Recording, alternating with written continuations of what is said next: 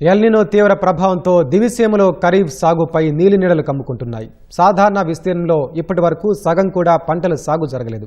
వరి నాట్లతో కలకల్లాడాల్సిన పొలాలు సాగునీరు లేక ఖాళీగా దర్శనమిస్తున్నాయి. దుక్కులు దున్ని భూములు సిద్ధం చేసిన రైతులు వరుణుడి రాక కోసం 1000 కళ్లతో ఆశగా ఎదురు చూస్తున్నారు.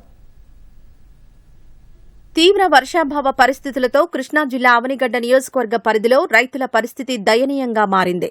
సాగునీటి ఎద్దడితో ఘంటసాల, చెల్లపల్లి, మోపిదేవి మండలాల్లో అరకొరగా వరి సాగు చేస్తున్నారు. అవనిగడ్డ, నాగాయలంక, కోడూరు మండలాల్లో సుమారు 80,000 ఎకరాల్లో ప్రతి ఏటా వరి సాగు చేస్తుండగా ఈ ఏడాది ఒక్క ఎకరాలో కూడా వరి నాట్లు వేయలేదు. కాలువల్లో సరిపడా నీరు రాకపోవడంతో బోర్ల కింద నారుమళ్లు వేసిన రైతులు వాటిని కాపాడుకునేందుకు నానా తంటాలు పడుతున్నారు. నేడో రేపో వర్షాలు కురవకపోతాయా అని వరుణుడి రాక కోసం ఆకాశం వైపు చూస్తున్నారు.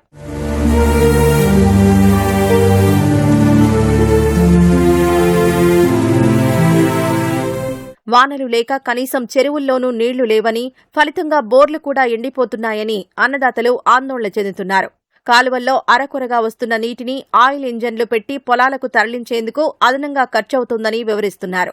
మరోవైపు కూలీ పనులు దొరకడం లేదని వ్యవసాయ కూలీలు ఆవేదన వ్యక్తం చేస్తున్నారు. ఈ సంవత్సరం గత సంవత్సరాల మీద వర్షాలు చాలా తక్కువగా ఉన్నాయి.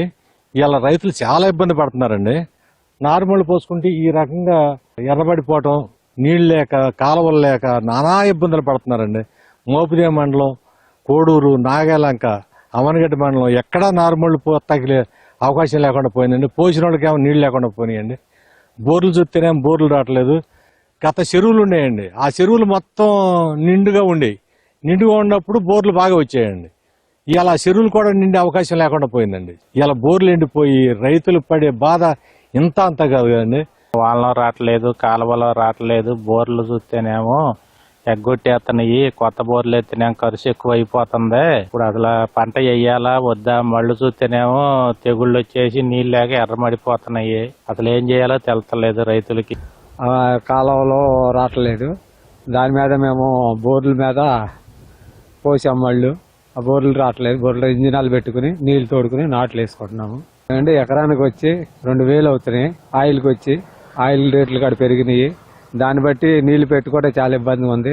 పెట్టి ఇప్పుడు పంట మాత్రం వేసుకున్నాము. దాని తర్వాత వర్షాలు పడతాయో పడవో తెలియకోమంది. ఇట్లాంటి పరిస్థితి మాకు ఏనాడు లేదు. మాకు కాలువ లేదు, నీళ్లు లేవు, అక్కడ పనులు ఏమి లేవు. ఇటు పనులకు వస్తే మాకు మడిచికి 400 కూడా రావట్లేదు. మాకు నీళ్ళు వస్తేనే మాకు ఆదరవు కదా, మేము ఏం చేయాలి? ఏంటి మా పరిస్థితి? కాలువ లేకపోతే మేము రోడ్డు మీద కూర్చుంటామే, ఏమి లేదు, ఇక పని ఏమి ఉండదు అక్కడ.